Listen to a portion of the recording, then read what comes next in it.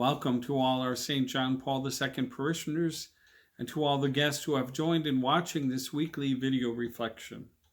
We begin this week by celebrating All Souls Day.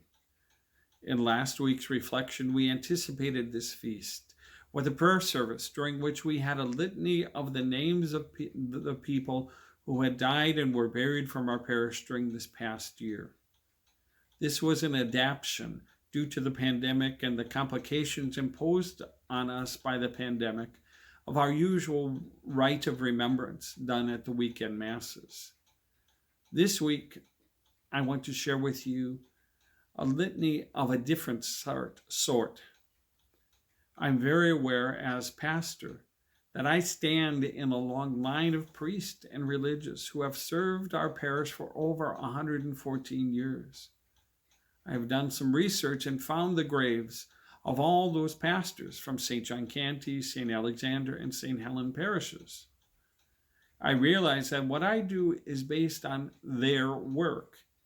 Each of us as a pastor is just a link in the chain of shepherding this community in the name of Christ.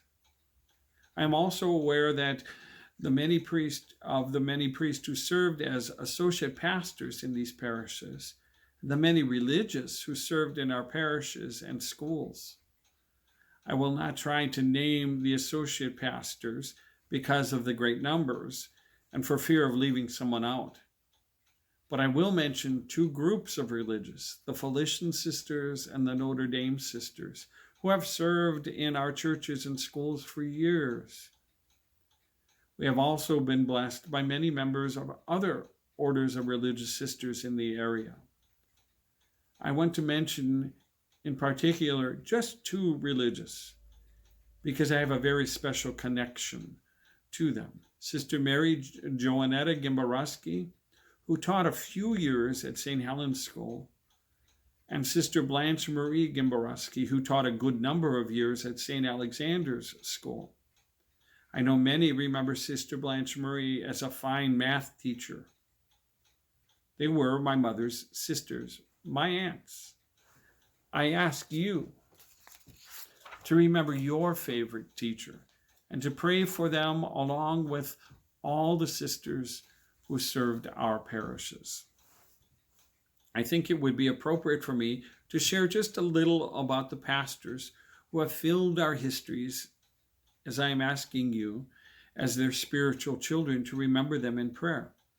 As priests, they did not have children of their own, but we are their spiritual family and should honor their memories as we would our grandparents and great-grandparents. We begin with the pastors of St. John Canty Parish, which is our roots since St. Helen and St. Alexander were founded as offshoots from St. John Canty. The founding pastor of St. John Canty was Father Louis Jurashinsky. He founded the parish in 1906.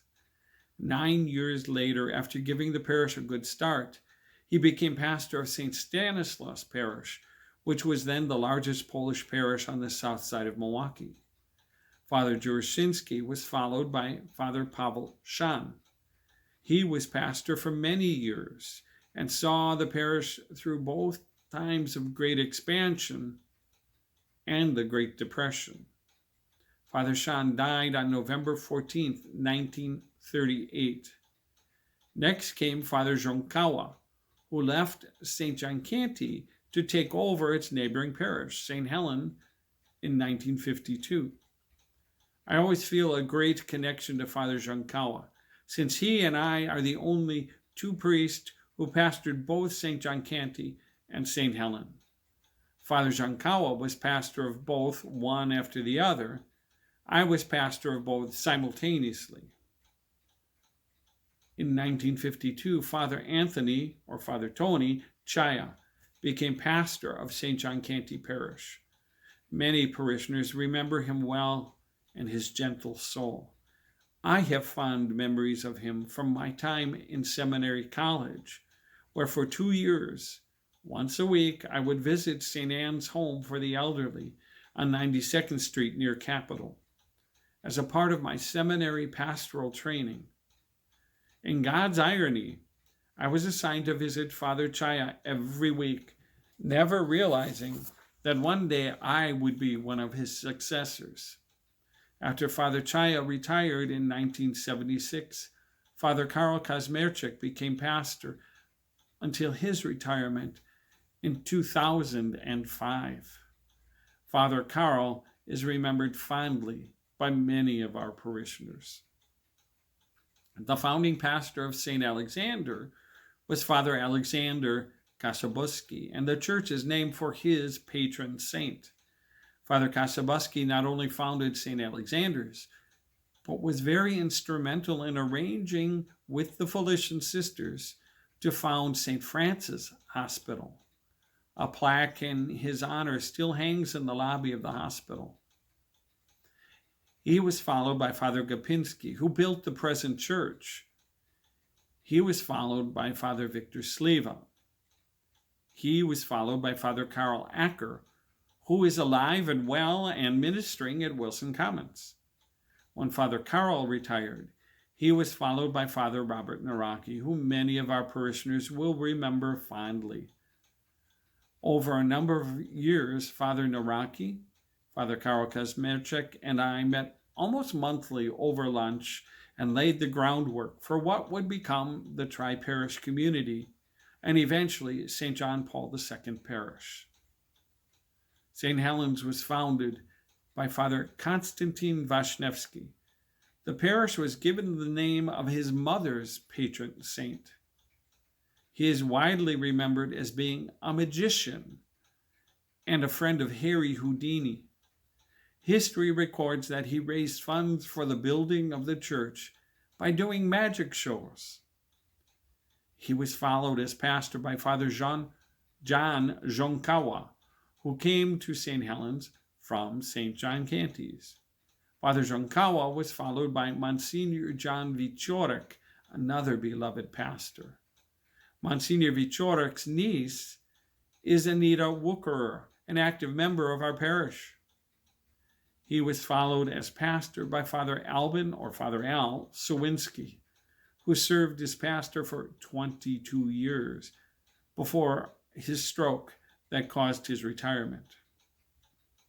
Most people do not realize that Father Al's brother, Stanley, also known as Stag, and my father worked together and were best of friends. They organized the men's club that used to sponsor picnics and Christmas parties and other outings for families of those who worked at Rick's Chain Belt. Again, I think God smiles at the connection he made when he guided me to be Father Al's successor. Lastly, I want to mention that all the deceased pastors of the three parishes that now form St. John Paul II are buried at St. Adalbert Cemetery, with the exception of Father Tony Chaya, who is buried at Holy Cross Cemetery on the north side with his family. I have often prayed at their graves, praying for them and asking for their help as I take my turn in shepherding this flock. Most are within walking distance of the old chapel on the 13th Street side of the cemetery, west of the railroad tracks.